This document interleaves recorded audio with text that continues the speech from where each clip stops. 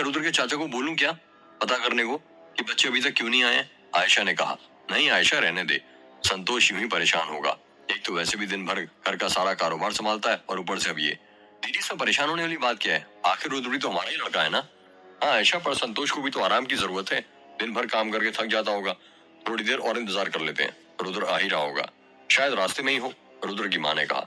ठीक है दीदी, जैसी आपकी इच्छा। रुद्र और उसके दोस्त लोग जिप्सी में थे। वो लोग रिपोर्ट लिखवाकर वापस घर जा रहे थे। शाम के 7 बज रहे थे और धीरे धीरे अंधेरा होने लगा था। यार रुद्र, कुछ ज्यादा ही देर हो गई है, लगता है घर पहुंचने तक अंधेरा हो जाएगा, समीर ने कहा। ये मोटे की वजह से हुआ है, ऐसे ही भूख लग गई थी, अनन्या ने कहा। अच्छा, ऐसे बोल रहे हो जैसे तुमने तो कुछ खाया ही नहीं था। वो गुपचुप खाना खाने कौन गया था? मेरी वजह से नहीं, तुम्हारी वजह से हुई है इतनी देर, पीयूष ने कहा। मेरी नहीं, तुम्हारी। नहीं, तुम्हारी वजह से। अच्छा, अब ये भी बोल दो कि कैमरा भी मेरी वजह से ही चोरी हुआ है, पीयूष ने कहा। देखो पीयूष, तुम मुझे ब्लेम करना बंद करो, मेरी थोड़ी कोई गलती है यदि कैमरा उस भिखारी ने चुरा लिया तो। नहीं, गलती तो हमारी है जो हमने तुम्हारे हाथ में कैमरा दिया था। तुम कहना क्या चाहते हो? हम लड़कियां कमजोर होती हैं जिनके हाथों से कोई भी कभी भी कोई चीज चुरा कर ले जा सकता है? हाँ बिल्कुल सही समझा तुमने, मैं यही कहना चाहता हूँ। देखो पीयूष, अब तुम गलत वे में ले जा रहे हो, तन्वी ने कहा। गलत वे में पीयूष नहीं, तुम जा रही हो तन्वी। तुम लड़कियां कभी कभी अपनी गलती मानती नहीं हो। अब हो गई गलती तो मान लो ना, थोड़ी ना गलती मानने से तुम लड़कियां छोटी थोड़ी ना हो जाओगी, रुद्र ने कहा। क्या क्या गलती? किस बात की रुद्र? जब हमसे कुछ गलती हुई नहीं है, हो जाता है कभी कभी, हमें थोड़ी पता था कि वो भिखारी चोर निकलेगा। हाँ सही कहा, तुम लड़कियों को तो कभी कुछ पता ही नहीं होता। रुद्र और तन्वी की बातें सुनकर अर्जुन परेशान हो जाता है और कहता है, अब बस भी करो, तुम दोनों कहाँ की बातें कहाँ जोड़ रहे हो? पीयूष और अनन्या, तुम दोनों को पता तो है ना कि रुद्र और तन्वी एक दूसरे से झगड़ने का बस बहाना ढूंढते रहते हैं, और तुमने वो उन्हें दे दिया। अर्जुन की बातें सुनकर तन्वी और रुद्र चुप हो जाते हैं। चलो अब सॉरी बोलो चारों एक दूसरे को, अर्जुन ने कहा। सॉरी अनन्या, पीयूष ने कहा। सॉरी पीयूष, अनन्या ने कहा। रुद्र और तन्वी एक दूसरे से कुछ नहीं बोल रहे थे, चुपचाप बैठे हुए थे। तभी अर्जुन कहता है, अब तुम दोनों भी एक दूसरे से कुछ बोलोगे कि नहीं? रुद्र, सॉरी बोलो तन्वी को। तन्वी, तुम भी सॉरी बोलो रुद्र को, अनन्या ने कहा। मुझे नहीं कहना किसी सॉरी वॉरी, वैसे भी जिसको गलतियां करने की आदत हो उसे सॉरी कहने से कोई फायदा नहीं है, रुद्र ने कहा। और मुझे भी किसी से सॉरी नहीं कहना, जिसे माफ करना आता ही नहीं उसे सॉरी कहने से क्या फायदा, तन्वी ने कहा। तुम दोनों ना कभी नहीं सुधरोगे, जिद्दी के जिद्दी रहोगे, अनन्या ने अपने सिर पर हाथ रखते हुए कहा। रुद्र जिप्सी चला ही रहा था कि तभी अचानक वो जिप्सी चलाते चलाते ब्रेक लगा देता है, जिस कारण सभी लोगों का बैलेंस बिगड़ जाता है। क्या हुआ रुद्र, तूने ये अचानक ब्रेक क्यों लगा दिए? वो तो अच्छा हुआ तूने ज्यादा कसकर ब्रेक नहीं लगाया, वरना जिप्सी पलट जाती और हम लोग नीचे होते, समीर ने कहा। हाँ यार रुद्र, तू पगला रहा है क्या धीरे धीरे, अर्जुन ने कहा। ये सब छोड़, पहले तू ये बता, तूने मेघ गांव के शुरुआती दरवाजे के पास जिप्सी क्यों रोक दिया? पीयूष ने सामने मेघ दरवाजे को देखते हुए कहा। सब लोग हैरान हो जाते हैं ये देख कर कि रुद्र ने मेघ दरवाजे के पास जिप्सी क्यों रोकी है। दरवाजे के पास बहुत अंधेरा था और दरवाजे पर लगे ताबीज, चुनर, ताले भी दिखाई नहीं दे रहे थे। रुद्र, तू ठीक तो है ना, समीर ने कहा। माखनलाल पुलिस स्टेशन में बैठा हुआ था और सो रहा था। तभी वहां पर अजय आ जाता है और माखनलाल पर चिल्लाते हुए कहता है, माखनलाल, क्या तुम यहाँ सोने आते हो? जब माखनलाल ने अजय की चिल्लाने की आवाज सुनी तो बोलकर उठ जाता है और अजय को सैल्यूट करते हुए कहता है, जय हिंद साहब, जय हिंद। अजय कुछ जवाब नहीं देता। थोड़ी देर बाद वो कहता है, वो नींबू जो हमें पीपल के पेड़ के पास से मिले थे, उस पर किसी के फिंगरप्रिंट के निशान मिले? साहब, एक हैरान करने वाली बात सामने आई है। क्या? अजय ने जल्दी से पूछा। उस नींबू पर किसी के भी हाथ के निशान नहीं थे। ऐसा कैसे हो सकता है? जब किसी ने उन नींबुओं को पीपल के पेड़ के पास रखा होगा तो किसी के तो हाथ के निशान छपे होंगे उस पर। ऐसे अचानक बीच जंगल में कहां से आ जाएंगे नींबू, वो भी पीपल के पेड़ के नीचे? साहब, हाथों के निशान तो तब छपे होंगे ना जब किसी इंसान ने उन नींबुओं को पकड़ के नीचे रखा होगा। अब भूतों के हाथों के निशान नहीं छपते हैं। फिर बकवास माखनलाल। बकवास नहीं साहब, आप ही सोच कर देखिए कि नींबू पर किसी के हाथों के निशान क्यों नहीं आए। हो सकता है जिस तरह तुमने उन नींबुओं को ग्लव्स पहनकर उठाया हो, वैसे ही उस मुजरिम ने भी ग्लव्स पहनकर उन नींबुओं को वहां पर रखा हो। चलिए मान लिया कि मुजरिम ने ग्लव्स पहनकर वो नींबू के पेड़ के नीचे रखे, और ये बताइए उस मुजरिम ने 6 नींबू ही क्यों पीपल के पेड़ के नीचे रखे? वो कम या ज्यादा भी तो हो सकता था। और ये सब छोड़िए, वो मुजरिम नींबू पीपल के पेड़ के पास रखकर करना क्या चाहता था? साहब, मेरी बात मानिए, वो नींबू से काला जादू ही करना चाहता था। कहते हैं नींबू का प्रयोग सबसे ज्यादा काले जादू के लिए किया जाता है। माखनलाल, वो मुजरिम नींबुओं से काला जादू करना चाहता था या क्या फिर कुछ और करना चाहता था, ये तो अब तभी पता चलेगा ना जब वो मुजरिम पकड़ा जाएगा। और अभी तो हमारा पूरा शक उस भिखारी पर जाता है जिसने कैमरा चोरी किया है। उसने जाने अनजाने में कैमरा चोरी किया या किसी ने उससे कराया है, हमें ये पता करना है, और ये तभी पता चलेगा जब हम उसे पकड़ेंगे।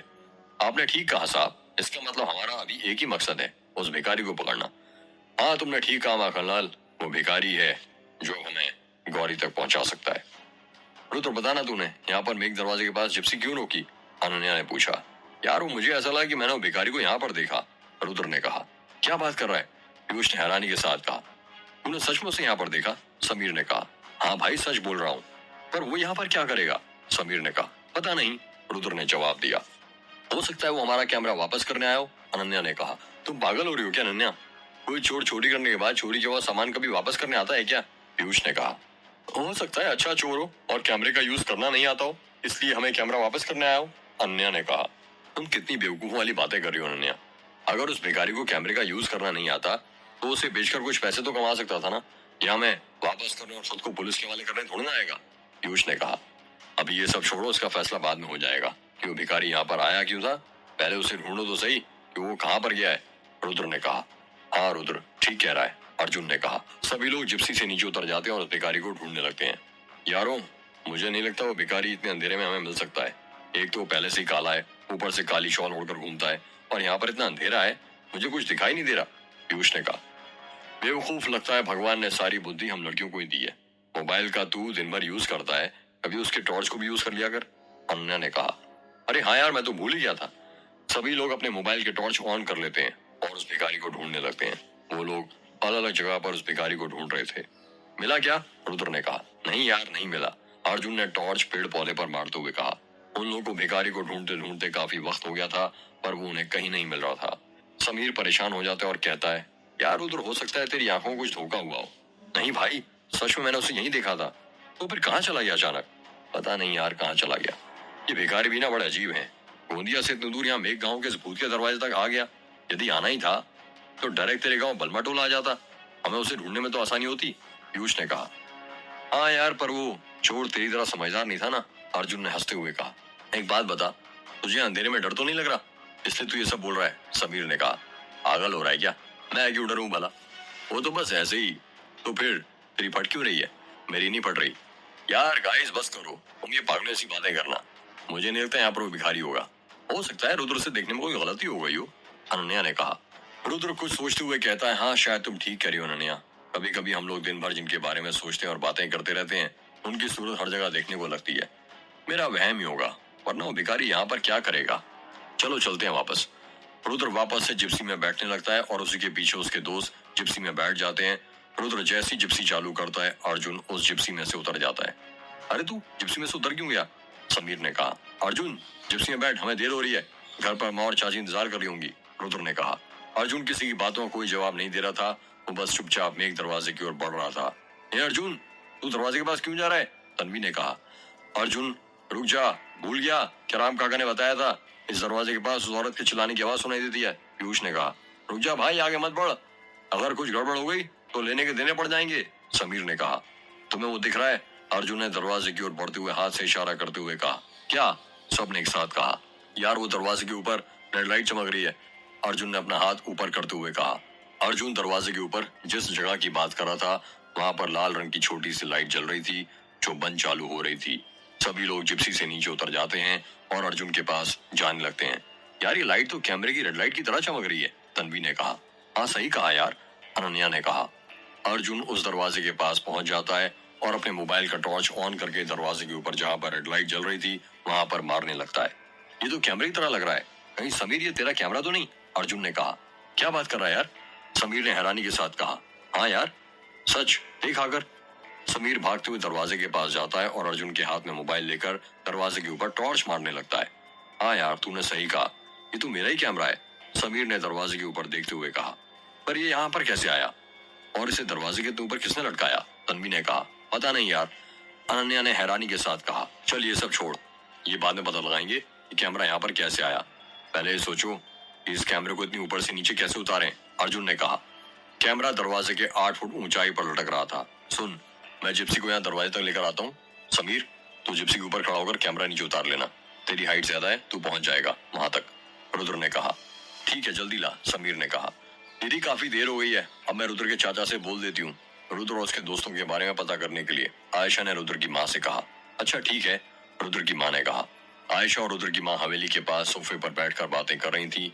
आयशा अपनी जगह से उठती है और ऊपर वाले कमरे में जाने लगती है। वो सीढ़ियों के पास पहुंची थी कि तभी भागते भागते स्वाति आती है और कहती है, रुद्र भैया और उसके दोस्त आ गए हैं, माँ और बड़ी माँ। रुद्र की माँ और आयशा जब ये खबर सुनती हैं तो खुश हो जाती हैं और दोनों भागते हुए हवेली के दरवाजे के पास जाने लगती हैं। रुद्र और उसके दोस्त जिप्सी में से उतर जाते हैं और हवेली के अंदर जाने लगते हैं। अरे रुद्र बेटा, तू आ गया, इतनी देर क्यों लगा दी? रुद्र की माँ ने कहा। रुद्र, तुम्हें जरा भी अंदाजा है हमें तुम्हारी कितनी फिक्र हो रही थी? माँ और चाची, हम घर के अंदर चलकर बात करें? और मैं ठीक हूँ, आप लोग फिक्र मत कीजिए मेरी, मुझे बहुत प्यास लगी है। हाँ हाँ क्यों नहीं, चलो घर के अंदर चलकर बात करते हैं, आयशा ने कहा। सब लोग घर के अंदर चले जाते हैं। राम काका, रुद्र और उसके दोस्तों के लिए जरा ठंडा पानी लेकर आना, आयशा ने राम काका को आवाज लगाते हुए कहा। जी छोटी मालकिन, अभी लेकर आया, राम काका ने रसोई घर में से कहा। समीर, पहले तुम अपना काम कर लो, जाओ जल्दी, रुद्र ने कहा। हाँ अभी जाता हूँ। समीर रुद्र के कमरे में जाने लगता है। यूं आते से ही समीर को रुद्र के कमरे में जाता हुआ देख आयशा और रुद्र की माँ हैरान हो जाती हैं और रुद्र की माँ पूछती हैं, कैसा काम बेटा?